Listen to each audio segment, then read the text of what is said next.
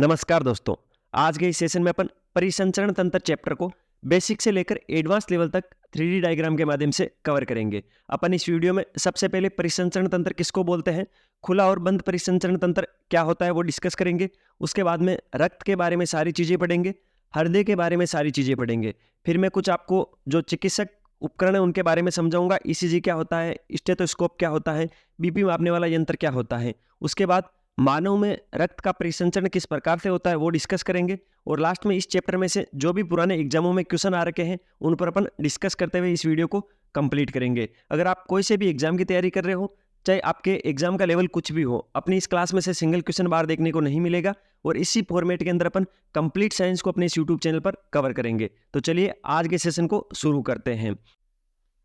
सबसे पहले परिसंचरण तंत्र किसको बोलते हैं, तो शरीर के बाहरी पदार्थों का शरीर में तरल अथवा अर्ध तरल अवस्था में फैलना परिसंचरण कहलाता है। मोटा मोटी मैं एग्जाम्पल के माध्यम से आपको समझाऊं तो जो मानव होता है उसके अंदर रक्त है वो धमनियों और शिराओं के माध्यम से पूरी बॉडी के अंदर फ्लो करता है, तो उसको परिसंचरण बोलते हैं। जो परिसंचरण तंत्र होता है वो दो प्रकार का होता है। एक तो होता है खुला परिसंचरण तंत्र, एक होता है बंद परिसंचरण तंत्र।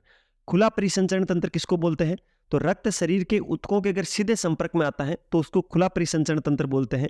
यानी रक्त धमनियां और शिराएं या वाहिनिकाओं के माध्यम से प्रवाहित नहीं होता है, सीधा बॉडी के अंदर फ्लो होता है। इसका उदाहरण क्या है, कीड़े और मकोड़े। बंद परिसंचरण तंत्र कौन सा होता है, जिसके अंदर जो रक्त होता है वो शरीर के ऊतकों के सीधे संपर्क में नहीं आता है बल्कि किसी दूसरे माध्यम से पूरी बॉडी में प्रवाहित होता है, तो उसको बंद परिसंचरण तंत्र बोलते हैं। मानव के अंदर बंद परिसंचरण तंत्र पाया जाता है। तो इसके एग्जाम्पल इंपॉर्टेंट है, कीड़े और मकोड़े खुले परिसंचरण तंत्र के एग्जाम्पल है, जबकि मानव बंद परिसंचरण तंत्र के एग्जाम्पल है। अब बात कर लेते हैं रक्त के बारे में। रक्त की जो बूंद होती है उसके अंदर क्या क्या चीजें होती है, किन किन माध्यम से वो बना होता है। तो रक्त का मोटा मोटी संगठन होता है। रक्त में 45% तक कणिकाएं पाई जाती हैं और 55% प्लाज्मा पाई जाती है। यानी अगर आप एक रक्त की बूंद लोगे तो उसमें 45% भाग के अंदर तो कणिकाएं होगी, कणिकाओं के अंदर आरबीसी, डब्ल्यूबीसी और प्लेटलेट्स होगी और 55% भाग में प्लाज्मा होगी। इस प्लाज्मा के अंदर 90% तक जल पाया जाता है। ठीक है, तो आपको ध्यान रखना है प्लाज्मा में 90% तक जल पाया जाता है। और जो रक्त का पीएच मान होता है 7.4, वो भी प्लाज्मा के कारण होता है, आपको ध्यान रखना है, इंपॉर्टेंट है। अब बात कर लेते हैं, कणिकाएं और प्लाज्मा मिलकर तो रक्त बनता है, लेकिन ब्लड में से अगर प्लाज्मा को निकाल दिया जाए तो पीछे कणिकाएं बचती हैं, ब्लड में से कणिकाओं को निकालने पर पीछे प्लाज्मा बचती है। ये दोनों चीजें तो आपके पहले से ही क्रिस्टल क्लियर थी। अब इसको 3 स्टार लगा लो, ये इसमें सबसे इंपॉर्टेंट चीज है। ब्लड में से आरबीसी को अलग करने पर सीरम बनता है। सीरम जो होता है वो ब्लड जो होता है उसके अंदर से आरबीसी जो रेड ब्लड सेल्स है उनको बाहर निकालने पर सीरम बनता है। ब्लड किस किस से बना होता है, आरबीसी, डब्ल्यूबीसी, प्लेटलेट्स और प्लाज्मा से मिलकर बना होता है। अब कुछ इंपॉर्टेंट फैक्ट जो मैंने आपको पहले ही बता दिए हैं। रक्त की तरल अवस्था प्लाज्मा के कारण होती है। रक्त का पीएच मान 7.4 होता है जो कि दुर्बल क्षारीय होता है। इसका मतलब क्या होता है, एक पीएच स्केल होती है जिसके मध्य में 7 लिखा होता है। कितना, 7। अगर कोई चीज का मान 7 से ज्यादा आता है तो इसका मतलब वो क्षारीय है, और 7 से जितना अधिक आएगा उतना ही प्रबल क्षारीय है। अगर किसी चीज का मान 7 से कम आता है इसका मतलब वो अम्लीय है, और 7 से जितना कम आएगा उतना ही प्रबल अम्लीय होगा। अब रक्त का पीएच मान 7.4 आया है यानी 7 से थोड़ा अधिक है, इसका मतलब वो दुर्बल क्षारीय है। और रक्त का जो पीएच है वो भी प्लाज्मा के कारण होता है। रक्त का मुख्य कार्य ऑक्सीजन व कार्बन डाइऑक्साइड का परिवहन करना होता है। मानव के अंदर सामान्यतः 4.5 से 5 लीटर तक ब्लड पाया जाता है, जो कि शरीर के कुल वजन का लगभग 7% तक होता है। और जो प्लाज्मा होती है उसके अंदर 90% तक जल पाया जाता है। अब बात कर लेते हैं आरबीसी। आरबीसी की फुल फॉर्म क्या होती है, आरबीसी का पूरा नाम क्या होता है, red blood corpuscle. Red blood corpuscle RBC का पूरा नाम है, लाल रक्त कणिकाएं। आरबीसी के अंदर केंद्रक नहीं पाया जाता है, लेकिन जो ऊंट, लामा और जिराफ है इन तीनों जीवों की जो आरबीसी है उसके अंदर केंद्रक पाया जाता है। बाकी जनरली आरबीसी के अंदर केंद्रक नहीं पाया जाता है। आरबीसी का जीवन काल कितना होता है, तो 120 दिन आरबीसी का जीवन काल होता है। आरबीसी का निर्माण कहाँ पर होता है, तो निर्माण अस्थि मज्जा के अंदर होता है। जो बोन मेरू है, अस्थि मज्जा है, वहां पर आरबीसी का निर्माण होता है। आरबीसी मरती कहाँ पर है, आरबीसी मर्त कहाँ पर होती है, तो यकृत के अंदर। यकृत को जिगर या कलेजा भी बोलते हैं।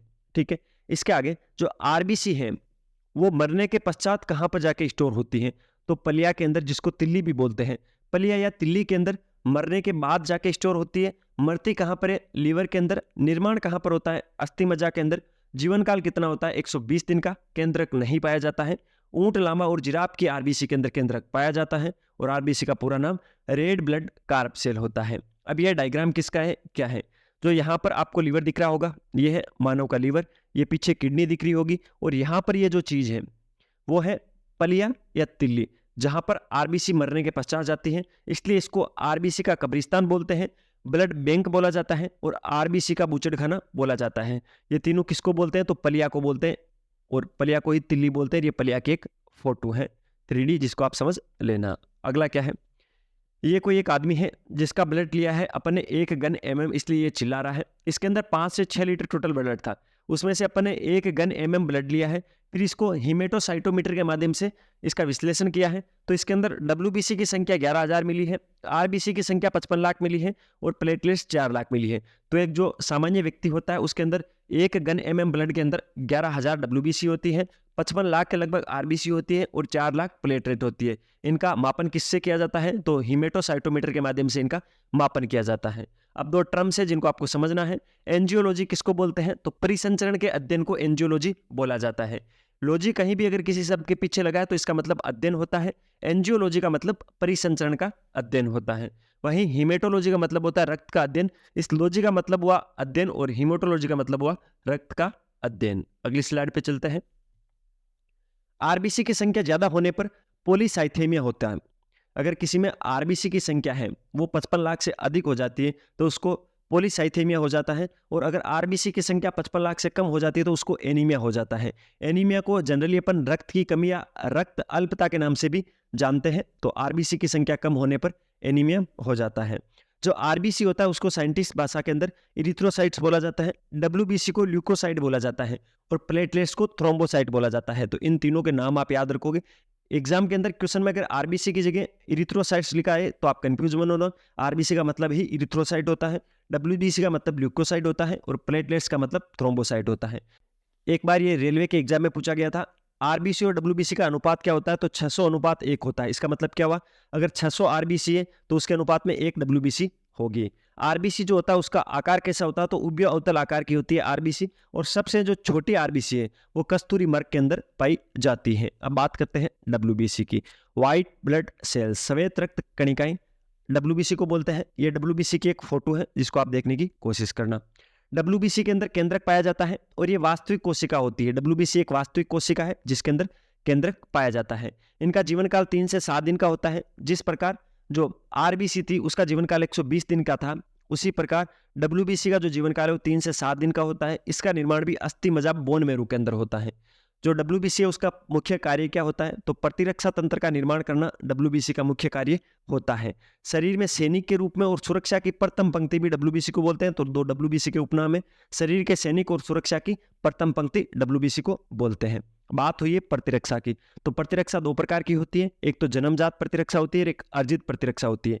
जो जन्मजात प्रतिरक्षा है वो हमें माता से प्राप्त होती है और जो अर्जित प्रतिरक्षा है वो हमें टीकों से प्राप्त होती है। वही बात की जाए टीके की, तो टीके की खोज सर्वप्रथम एडवर्ड जेनर ने की थी और इन्होंने चेचक के टीके का निर्माण किया था सबसे पहले।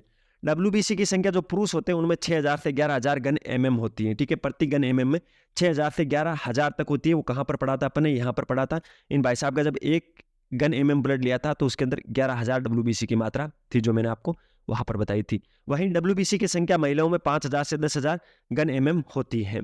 डब्ल्यूबीसी की संख्या कम हो जाने पर ल्यूकोपीनिया हो जाता है और डब्ल्यूबीसी की संख्या ज्यादा हो जाने पर ल्यूकोमिया हो जाता है। तो इन दोनों में कंफ्यूज नहीं होना है, दोनों शब्द सेम से हैं, तो आपको ध्यान रखना है। ल्यूकोमिया कब होगा? जब संख्या ज्यादा होगी। संख्या कम होने पर ल्यूकोपीनिया हो जाता है। ठीक है, ल्यूकोपीनिया संख्या कम होने पर, डब्ल्यूबीसी की संख्या ज्यादा हो जाने पर ल्यूकोमिया हो जाता है। मोनोसाइट से वो सबसे बड़ी सफेद रक्त कणिकाएं होती हैं। जो मोनोसाइट्स है, मोनोसाइट्स कहाँ पर है? तो ये है मोनोसाइट्स, ये सबसे बड़ी डब्ल्यूबीसी होती है। डब्ल्यूबीसी को मेनली 2 भागों में बांटा गया है। ठीक है, किस किस में? एक तो कणिका में होती है और एक कणिका विहीन होती है। ठीक है, कणिका में जो होती है वो 2 प्रकार की होती है, मोनोसाइट्स और लिम्फोसाइट्स। ठीक है, ये तो होती है कणिका में है। कणिका विहीन कितनी होती है? 3 प्रकार की होती है, न्यूट्रोफिल्स, इओसिनोफिल्स और बेसोफिल्स। ठीक है, तो इन 5 को आप ध्यान रखना। अब बात करते हैं प्लेटलेट्स की। प्लेटलेट्स को थ्रोम्बोसाइट्स के नाम से जाना जाता है, मैंने आपको पहले बता दिया है। प्लेटलेट्स होता है वो केंद्रक विहीन होता है। तो आरबीसी और प्लेटलेट्स दोनों में केंद्रक नहीं पाया जाता है, जबकि डब्ल्यूबीसी केंद्रक युक्त होती है। प्लेटलेट्स का निर्माण भी अस्थि मज्जा के अंदर होता है। कार्य क्या है? रक्त का थक्का बनाने में सहायक होता है। और रक्त का थक्का बनाने में सहायक विटामिन कई बार एग्जाम में पूछा जाता है, तो आपको ध्यान रखना है विटामिन के जो होता है वो रक्त का थक्का जमाने में सहायक विटामिन होता है। इनका जीवन काल 10 दिन का होता है और प्लेटलेट्स की संख्या 1.40 लाख से 4 लाख तक होती है।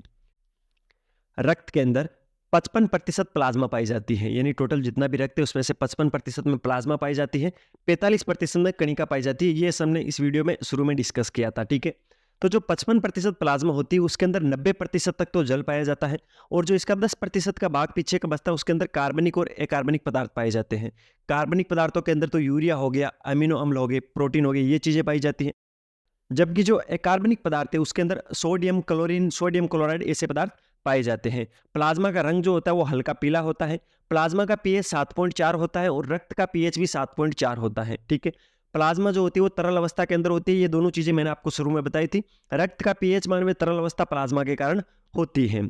अब बात करते हैं ब्लड ग्रुप की, रक्त समूह की। मेनली 4 प्रकार के ब्लड ग्रुप पाए जाते हैं जिसके अंदर ए बी और ओ होते हैं। ब्लड ग्रुप की खोज अगर आपसे सीधी सीधी पूछ ली जाए एग्जाम के अंदर कि ब्लड ग्रुप की खोज किसने की थी, तो आप बताओगे कार्ल लैंड-स्टीनर ने की थी 1901 से 1902 के मध्य। लेकिन अगर आपसे ऐसा पूछ लें ए बी ब्लड ग्रुप की खोज किसने की थी, तो डिकास्टले तथा स्टली ने की थी। इन चीजों को ध्यान रखोगे आप। ब्लड ग्रुप ए बी और ओ की खोज तो की थी कार्ल लैंड-स्टीनर ने 1901 से 1902 के मध्य। वहीं ए बी ब्लड ग्रुप की खोज की थी डिकास्टे तथा स्टली ने। अब बात करते हैं एंटीजन और एंटीबॉडी क्या होती है। इन दोनों चीजों को आपको समझना होगा। एंटीजन जो भी होती है उसके विपरीत एंटीबॉडी हमारे शरीर में बनती है। एंटीजन होती है वो रक्त का समूह कौन सा होगा उसका निर्धारण एंटीजन के द्वारा ही होता है, ठीक है।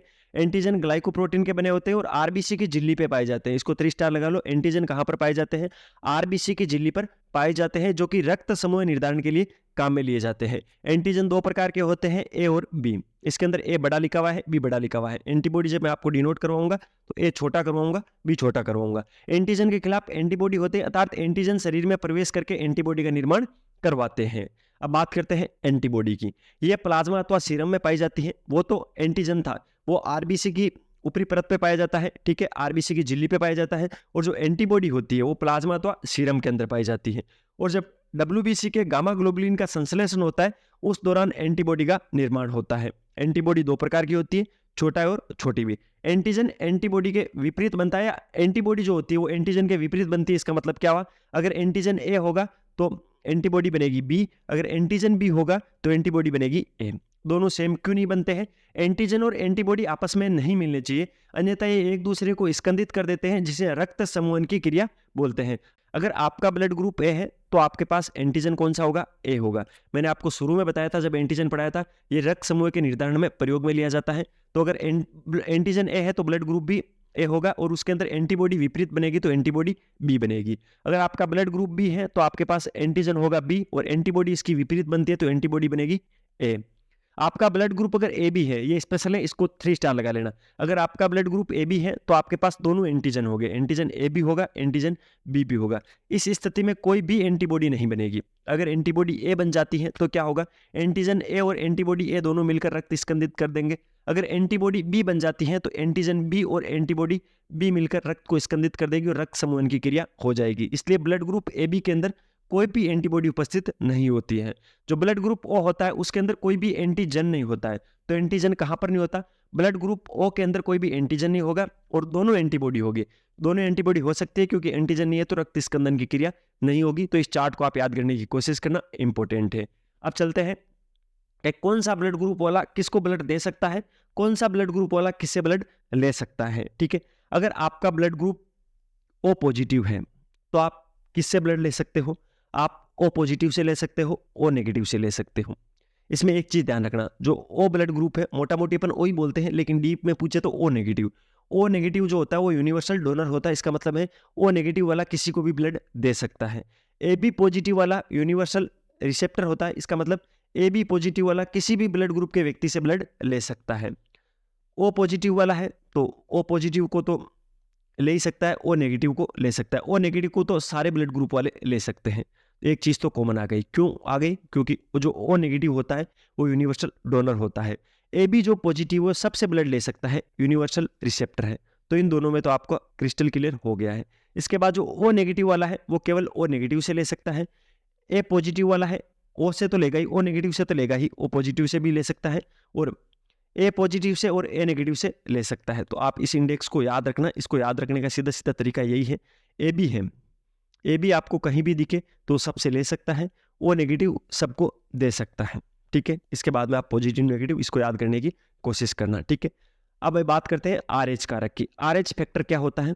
तो आर एच फैक्टर के खोजकर्ता थे लैंड स्टीनर और विनर, 1940 में इन्होंने खोज की थी, ठीक है। एक्चुअल के अंदर ये होता क्या है? तो ये एक डी एंटीजन होता है, एक प्रोटीन होती है, ठीक है। आर एच फैक्टर की खोज किसमें की गई थी? तो रिसस मकाका बंदरों के अंदर आर एच फैक्टर की खोज की गई थी। अगर जिस भी ब्लड ग्रुप के अंदर आर एच फैक्टर उपस्थित होता है वो हमेशा पॉजिटिव ब्लड ग्रुप होता है, यानी A positive, B positive, A B positive और ओ पॉजिटिव। जिस ब्लड ग्रुप के अंदर आर एच अनुपस्थित होता है वो हमेशा नेगेटिव ब्लड ग्रुप होता है, जैसे कि A negative, B negative, A B negative और ओ नेगेटिव, ठीक है। तो आपको ध्यान रखना है दुनिया के अंदर किस ब्लड ग्रुप के कितने लोग हैं, ये एक प्रतिशत आप याद कर लीजिए। सबसे अधिक है O positive. O positive blood group के लोग दुनिया में सबसे अधिक है, 42% है, ठीक है। ए पॉजिटिव ब्लड ग्रुप के लोग कितने हैं? 31%, बी पॉजिटिव के 15%, ए बी के 5%, ओ नेगेटिव के 3%, ए नेगेटिव के 2.50%, बी नेगेटिव के 1% और ए बी नेगेटिव के 0.05%। दो फैक्ट याद रखना, ए बी नेगेटिव के लोग बहुत कम है और ओ पॉजिटिव के सबसे अधिक है। बॉम्बे ब्लड के 179 लोग हैं और गोल्डन ब्लड के 45 लोग हैं। भारत के अंदर ब्लड ग्रुप किस प्रकार है? तो भारत के अंदर भी सबसे अधिक लोग हैं वो ओ पॉजिटिव के हैं और सबसे कम लोग हैं ए बी नेगेटिव के अंदर है। तो भारत भी सेम ट्रेंड को फॉलो कर रहा है। अगली हेडिंग है एरिथ्रोब्लास्टोसिस फैटेलिसिस। ये इंपॉर्टेंट है, इसको 3 स्टार लगा लेना, एग्जाम में बार बार पूछा जाता है। और इसके अंदर क्वेश्चन यही बनता है कि कंडीशन क्या है, पिता पॉजिटिव है या माता नेगेटिव है, किस वजह से एरिथ्रोब्लास्टोसिस फैटेलिस नाम की बीमारी होती है। अगर पिता का ब्लड ग्रुप पॉजिटिव है और माता का ब्लड ग्रुप नेगेटिव है तो इन दोनों के मध्य जो पहली संतान होगी वो एक नॉर्मल डिलीवरी होगी और नॉर्मल संतान होगी, कोई भी दिक्कत नहीं आएगी। लेकिन जब पहली बार इनके प्रसव होगा तो प्रसव के दौरान कुछ जो ब्लड है बच्चे का वो गर्भनाल में रह जाता है, ठीक है। तो जब पिता पॉजिटिव है माता नेगेटिव है तो बच्चे का जो पॉजिटिव ब्लड ग्रुप है या बच्चे का जो पॉजिटिव एंटीजन है वो माता के गर्भनाल में रहने से माता की बॉडी में नेगेटिव एंटीबॉडी बन जाएगी। जब दूसरी बार माता प्रेग्नेंट होगी तो वो नेगेटिव एंटीबॉडी पॉजिटिव एंटीजन को मार देगी और दूसरी बार उनके मध्य कोई भी बच्चा पैदा नहीं होगा, दूसरी बार प्रसव नहीं होगा। तो इसको बोलते हैं एरिथ्रोब्लास्टोसिस फैटेलिस, ठीक है। तो इस बीमारी के अंदर पिता का ब्लड ग्रुप पॉजिटिव और माता का ब्लड ग्रुप नेगेटिव होना जरूरी है। तो सर क्या करें? करना यही है, जब भी प्यार करो तो सबसे पहले नाम नहीं ब्लड ग्रुप पूछ लेना, ऐसी कोई बात नहीं है। मैं आपको इसका इलाज बता देता हूँ। इसका एक उपचार भी है, परमानेंट उपचार है। क्या है? एक तो आईजीजी का इंजेक्शन आता है, एक एंटी डी का इंजेक्शन आता है और एक एंटी जीरो का इंजेक्शन आता है। पहली संतान के जन्म के दौरान अगले 24 से 72 घंटे के अंदर महिला को ये इंजेक्शन लगवाना होता है। जब भी पहली संतान पैदा होती है तो 24 से 72 घंटे के अंदर आईजीजी या एंटीजन डी या एंटी ओ का इंजेक्शन जब लग जाता है तो जो भी नेगेटिव एंटीबॉडी बन रही है उसको निष्क्रिय कर देगा और अगली संतान आसानी से हो जाएगी। उसके आगे भी अगर आपको वापस बच्चा करना है तो उसका वही प्रोसेस होगा कि जैसे ही बच्चा हो तो अगले 24 से 72 घंटे के अंदर उनको एंटी डी या आईजीजी या एंटी जीरो का इंजेक्शन दे दे, तभी आप एरिथ्रोब्लास्टोसिस फैटेलिसिस बीमारी से बच सकते हो। तो आपको ध्यान रखना है विशेष आपका ब्लड ग्रुप क्या है और आपकी बीवी का ब्लड ग्रुप क्या होना चाहिए, ठीक है। पिता अगर पॉजिटिव है माता नेगेटिव है तभी ये कंडीशन बनती है, एरिथ्रोब्लास्टोसिस फैटेलिसिस नाम से बीमारी होती है, ठीक है। अब अपन बात करते हैं ब्लड ग्रुप। अगर पिता का ब्लड ग्रुप क्या है, माता का ब्लड ग्रुप क्या है, तो बच्चे का ब्लड ग्रुप क्या हो सकता है। तो सबसे पहले ब्लड ग्रुप निर्धारित करने के लिए अपन को जीन प्रारूप क्या होता है उसको समझना होगा। जीन हमेशा जोड़े में होता है, ये एक जीन प्रारूप है। जीन कहाँ पर होता है, जीन होता क्या है, सबसे पहले अपन ये समझ लेते हैं। जीवन की सबसे छोटी चीज क्या होती है, कोशिका होती है। कोशिका के मध्य में क्या होता है, केंद्रक होता है। केंद्रक के ऊपर क्या होते हैं, गुणसूत्र होते हैं। गुणसूत्रों पर क्या होते हैं, जीन होते हैं। और जीन जो होते हैं वो आनुवांशिकता की सबसे छोटी इकाई जीन ही होती है और एक लक्षण का एक पीढ़ी से दूसरी पीढ़ी के अंदर जाने के लिए कोई उत्तरदायी चीज होती है तो वो जीन होते हैं। तो जीन क्या होता है समझ गए आप। जीन प्रारूप अब समझा देता हूं मैं क्या होता है। जिससे रुधिर वर्ग ए है तो उसके लिए जीन प्रारूप क्या बनेगा, IAA या IA और छोटा आई, यानी एक पे कोई भी जीन नहीं उपस्थित होगा। इसको प्रभावी और अप्रभावी जीन बोलते हैं। लेकिन जब अपन जेनेटिक्स वाला चैप्टर पढ़ेंगे कुछ दिनों बाद तो उसके अंदर मैं इन चीजों को अच्छे से समझाऊंगा। अगर आपका ब्लड ग्रुप बी है तो आपका जीन प्रारूप IBB या IB और दूसरे पे कोई भी लक्षण उपस्थित नहीं हो सकता है। AB के अंदर IAIB बनता है और ब्लड ग्रुप O का जीन प्रारूप II बनता है। आपको जीन प्रारूप बनाने आने चाहिए, उसके बाद में क्या संतान का ब्लड ग्रुप होगा वो अपन निकाल लेंगे, ठीक है। अगर पिता का ब्लड ग्रुप ए है और माता का ब्लड ग्रुप ए है तो उसके अंदर संभावना है कि जो बच्चे होंगे उनका ब्लड ग्रुप या तो ए होगा या ओ होगा। अगर पिता का ब्लड ग्रुप बी है और माता का ब्लड ग्रुप ए है तो बच्चे का जो ब्लड ग्रुप है वो ए हो सकता है, बी हो सकता है, ए भी हो सकता है और ओ हो सकता है। इसको समझने के लिए आपको जो ये जीन प्रारूप है ये समझना होगा। अगर मान लो कि पिता का ब्लड ग्रुप ए है और माता का ब्लड ग्रुप बी है, मैं यहाँ पे निकाल के आपको एक क्वेश्चन को सोल्व करवा के बता देता हूँ, ठीक है। अच्छा, मैंने आगे करवाया है। अगर मान लिया जाए पिता का ब्लड ग्रुप बी है और माता का ब्लड ग्रुप ए है तो बच्चों का ब्लड ग्रुप किस प्रकार का होगा। अगर पिता का ब्लड ग्रुप बी है तो इसका जीन प्रारूप क्या होगा, IBI होगा। अगर माता का ब्लड ग्रुप ए है तो इसका जीन प्रारूप क्या होगा, IAI होगा। इन दोनों को लक्षणों को अलग अलग करना है, IB और IA को, दोनों जीन्स को अलग अलग करना है क्योंकि जीन हमेशा जोड़े में होते हैं। फिर इनका अपन जब क्रॉस करवाएंगे तो IBA और IA का मतलब है ब्लड ग्रुप होगा AB ब्लड ग्रुप, IB है इसके अंदर तो ब्लड ग्रुप B होगा। इसमें IA है प्रभावी लक्षण A है तो इसके अंदर ब्लड ग्रुप A होगा। इन दोनों में कोई भी प्रभावी लक्षण नहीं है तो ब्लड ग्रुप O होगा। तो ये पहली पीढ़ी के अंदर 4 प्रकार के ब्लड ग्रुप हो सकते हैं, ठीक है। अगर पिता का ब्लड ग्रुप B है और माता का ब्लड ग्रुप A है तो आपको विशेष चीजें इन चीजों को ध्यान रखना है। अब पढ़ते अपन मानव हृदय को, मानव हार्ट को, ठीक है। हृदय के अध्ययन को कार्डियोलॉजी बोला जाता है। क्या बोला जाता है, कार्डियोलॉजी, हृदय के अध्ययन को बोलते हैं। हृदय शरीर में कहाँ होता है तो हृदय बॉडी में छाती के बीच दोनों फेफड़ों के मध्य आपके जो स्तन की हड्डी होती है स्टर्नम, उसके पीछे थोड़ा बाईं ओर झुका हुआ शंकु के आकार का होता है। तो हृदय बाईं ओर नहीं होता है, हृदय बाईं ओर झुका होता है। जो स्तन की हड्डी स्टर्नम है उसके पीछे दोनों फेफड़ों के मध्य पाया जाता है। हृदय की जो मांसपेशियां होती हैं वही हृदय का निर्माण करती हैं और इन मांसपेशियों की 3 परतें होती है। बाहरी परत को अपन हृदय आवरण बोलते हैं और हृदय की सुरक्षा करने का काम करती है। वहीं आंतरिक परत को एंडोकार्डियम बोलते हैं। ये दोनों स्तरों के बीच की परत होती है और जो सबसे अंदर की परत होती है वो सबसे मोटी परत होती है, उसको मायोकार्डियम बोलते हैं, ठीक है। और जो हृदय की मांसपेशियां होती है उसको संयुक्त रूप से कार्डिक मांसपेशियां बोला जाता है। पुरुष जो होते हैं उनके हृदय का वजन 300 ग्राम होता है और महिलाओं के हृदय का वजन 250 ग्राम होता है। तो महिलाओं का दिल छोटा होता है, पुरुष का दिल बड़ा होता है। हृदय में 4 कक्ष और 4 कपाट पाए जाते हैं। बाहर से हृदय कुछ इस प्रकार का धड़कता हुआ दिखता है। 4 कक्ष और 4 कपाट कौन कौन से हैं। कक्ष के अंदर 2 तो नील्य है और 2 आलिंद है। ये बायां नील्य है और ये दायां नील्य है, ठीक है। ये दायां आलिंद है और ये बायां आलिंद है, ठीक है। तो आपको ध्यान रखना है, ये बायां आलिंद। 4 तो ये पार्ट हो गए। अब इसके अंदर वाल्व कौन कौन से हैं वो ध्यान रखना है। एक तो एट्रियोवेट्रिकुलर वाल्व आता है यहाँ पर, ठीक है। एक एरोटिक वॉल्स आता है। तो 2 वॉल्स, ये तो एरोटिक वॉल्स है और ये एट्रियोवेट्रिकुलर वॉल्स है। इसके अलावा यहाँ पर त्रिवलक एट्रियोवेट्रिकुलर वॉल्स भी पाया जाता है जो कि यहाँ पर है और यहाँ पर पल्मोनरी वॉल्स पाया जाता है। तो 4 ये वॉल्स पाए जाते हैं। यहाँ पर महाशिरा है, यहाँ पर फुफ्फुसीय धमनी है, ठीक है, जिसको महाधमनी या एरोटा बोला जाता है। ये फुफ्फुसीय शिरा है। तो ये हार्ट को लेकर कुछ प्रमुख चीजें थी जो मैंने आपको समझाने की कोशिश की। ये हार्ट का अंदर से सिस्टम है। जो मैंने वाल्व वगैरह बताए थे आप इन वाल्व्स को यहाँ पर देख सकते हो, चारों वाल्व्स को।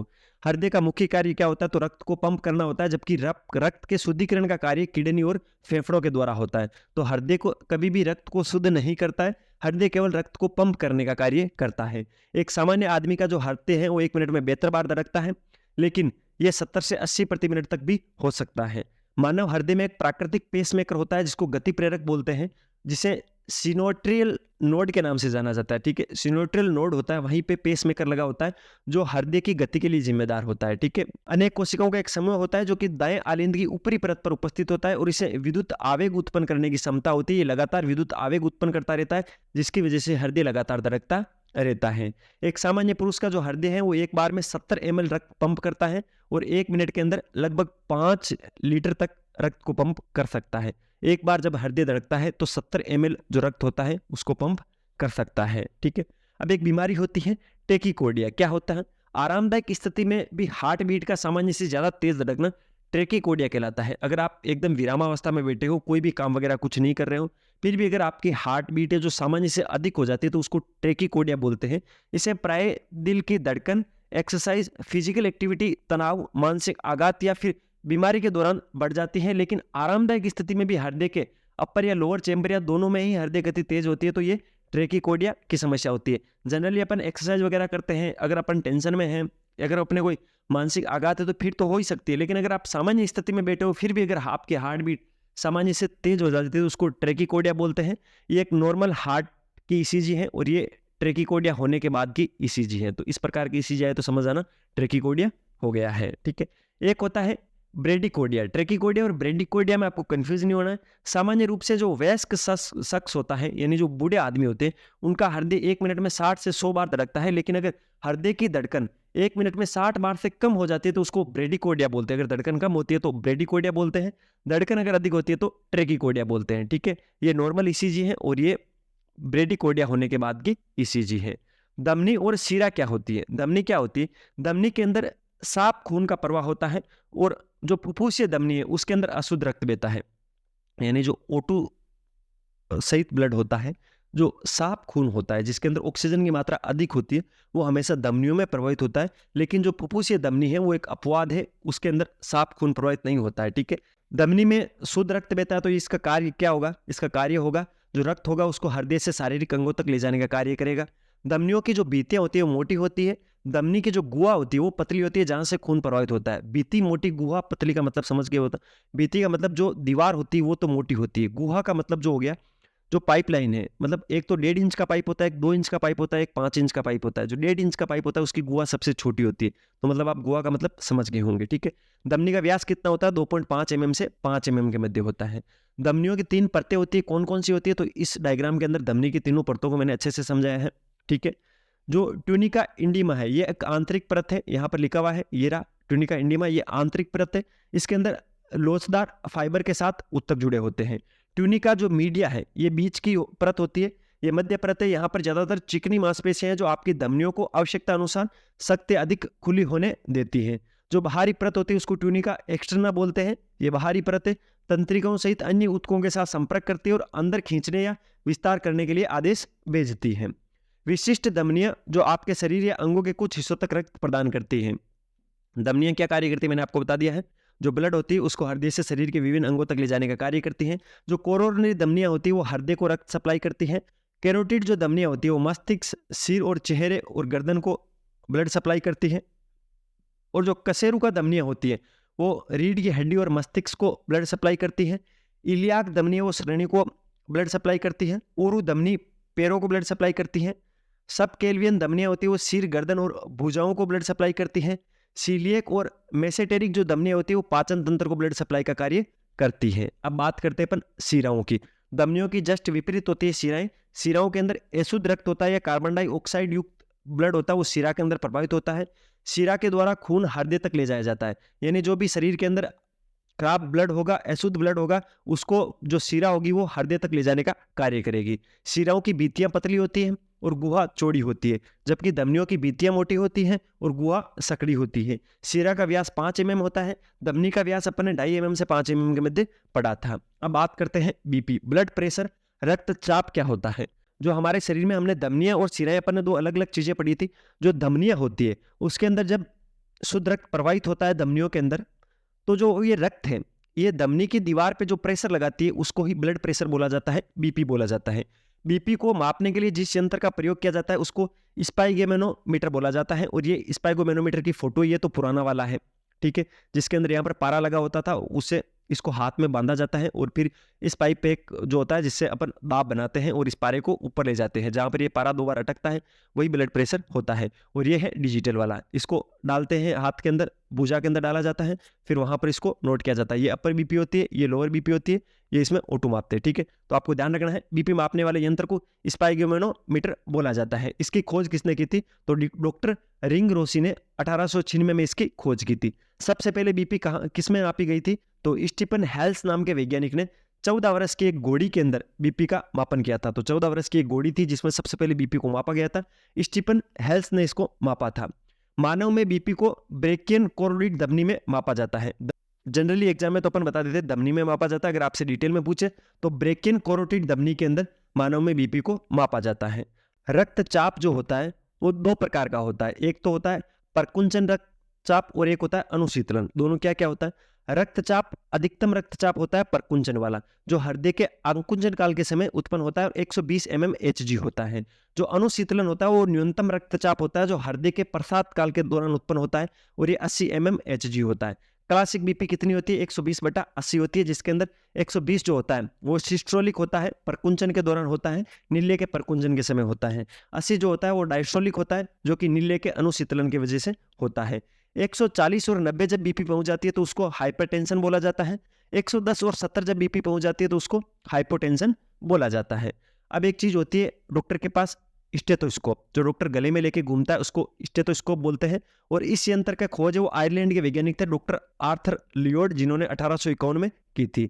स्टेथोस्कोप क्या होता है? तो ये एक चिकित्सा यंत्र है जो शरीर के अंदर हृदय और फेफड़ों में उत्पन्न होने वाली ध्वनि को सुनने का कार्य करता है। इस बच्चे के जो यहाँ पर जो यूज ले रहा है डॉक्टर, दोनों कानों में डालता है, उसको स्टेथोस्कोप बोलते हैं। मजा ही आ गया इसको तो। ईसीजी क्या होता है? इलेक्ट्रोकार्डियोग्राम ईसीजी की फुल फॉर्म होती है। इसकी खोज विलियम एंथोवेन ने की थी और ये हृदय की धड़कनों का ग्राफिकल प्रदर्शन करने का कार्य करता है। ईसीजी की रिपोर्ट आती है कुछ इस प्रकार की, ठीक है, तो आपको ध्यान रखना है। अब बात करते हैं मेन चीज की, मनुष्य में रक्त परिसंचरण किस प्रकार से होता है। तो मनुष्य में रक्त परिसंचरण की खोज की थी विलियम हार्वे ने 1628 ईस्वी में, ठीक है। मनुष्य में रक्त परिसंचरण तंत्र बंद और दोहरा होता है। क्यों होता है बंद और दोहरा, ये मैं समझा देता हूं, ठीक है। अब आप समझने की कोशिश करना। यह है मानव का हृदय, यह है पूरा शरीर, ठीक है। अब जो अशुद्ध रक्त है शरीर के अंदर, जो अशुद्ध रक्त है वो शरीर की महाशिरा से हृदय में जाएगी। हृदय में इस वॉल्व से निकलने के बाद ये फुफ्फुस के लिए फुफ्फुसीय धमनी के माध्यम से फेफड़ों में जाएगी। यहाँ पर ब्लड में जितनी भी CO2 है उसको अलग कर दिया जाएगा और O2 ब्लड में छोड़ दिया जाएगा। यहाँ ब्लड शुद्ध हो जाएगा। यहाँ से शुद्ध ब्लड है वो फुफ्फुसीय शिरा के माध्यम से वापस हृदय में जाएगा और हृदय से वापस महाधमनी के माध्यम से पूरे शरीर में जाएगा। वापस शरीर में पूरे में सप्लाई होगी, वापस अशुद्ध होगा तो इसी प्रकार से वापस शुद्ध हो जाएगा। इसलिए जो मानव का परिसंचरण तंत्र है वो बंद और दोहरा होता है। दोहरा इसलिए होता है क्योंकि ब्लड की बूंद 2 बार आती है, एक बार यहाँ से अशुद्ध आएगी, वापस शुद्ध होकर वापस हृदय में आएगी और फिर शरीर में जाएगी। तो दोहरा तो इसलिए बोलते हैं। बंद है क्योंकि धमनी और शिरा के माध्यम से होता है, सीधा उत्तक के संपर्क में नहीं आता है। तो मनुष्य में रक्त परिसंचरण तंत्र बंद और दोहरा प्रकार का होता है। अतः रक्त है वो शुद्ध और अशुद्ध अवस्था में वाहिनिकाओं और हृदय में बहता है। यह था मनुष्य में परिसंचरण तंत्र। परिसंचरण तंत्र चैप्टर को मैंने अच्छे से आपको कवर करवा दिया है, जिसके अंदर रक्त, शिरा, धमनी, हृदय, हर चीज को मैंने अच्छे से कवर करवा दिया है। कोई भी बीमारी, ब्लड ग्रुप क्या है, सारी चीजें मैंने आपको अच्छे से बता दी। अब कुछ इंपॉर्टेंट MCQ अपन कर लेते हैं। लाल रक्त कणिकाओं का औसत जीवन काल लगभग कितना होता है? तो 100 से 120 दिन लाल रक्त कणिकाओं का औसत जीवन काल होता है। श्वेत रक्त कोशिकाओं क्या कार्य करती हैं? तो आपको ध्यान होना चाहिए, संक्रमण से बचाने के रूप में श्वेत रक्त कोशिकाएं काम आती हैं। मैंने आपको वहां पर क्या पढ़ाया था? मैंने आपको वहां पर पढ़ाया था जो प्रतिरक्षा तंत्र है उसका निर्माण करती है WBC। तो ये एग्जाम में पूछा गया था, इंपॉर्टेंट है। मानव रक्त का pH कितना है? ये भी SSC के एग्जाम में पूछा गया था, 7.4 है, यानी हल्का सारीय है। रक्त में प्लाज्मा का मुख्य घटक निम्नलिखित में से कौन सा होता है? तो प्लाज्मा के अंदर 90% तक पानी होता है, 10% कार्बनिक और अकार्बनिक पदार्थ पाए जाते हैं। शरीर के किस भाग को एक प्रकार का रक्त बैंक कहा जाता है? तो पलिया या तिल्ली को शरीर में रक्त बैंक के नाम से जाना जाता है। और RBC का कब्रिस्तान या RBC का बूचड़खाना भी इसको बोलते हैं। मैंने 3D डायग्राम के माध्यम से आपको समझाया था। तो ये रक्त का परिसंचरण तंत्र, यहाँ पर ये चैप्टर कंप्लीट होता है। पूरे वीडियो को देखने के लिए आपका बहुत बहुत धन्यवाद। वीडियो की क्वालिटी, कंटेंट की क्वालिटी और मेरी मेहनत अगर आपको अच्छी लगी हो तो लाल वाला बटन दबाकर चैनल को सब्सक्राइब जरूर कर देना, वीडियो को लाइक कर दिया करो, एक अच्छा सा कमेंट कर देना। कंप्लीट साइंस को अपन इसी फॉर्मेट में पढ़ेंगे। एक क्लास आपको रेगुलर और मिलेगी जिसके अंदर साइंस के इंपॉर्टेंट क्वेश्चन भी अपन देखेंगे। तो आप बने रहिए अपने GK tips by Mahendra Bukaria YouTube channel पे। चैनल को सब्सक्राइब कर देना और जुड़े रहना। मिलते हैं नए सेशन के साथ, तब तक अपनी पढ़ाई जारी रखो, अपने स्वास्थ्य का ध्यान रखो। टेक केयर, जय हिंद।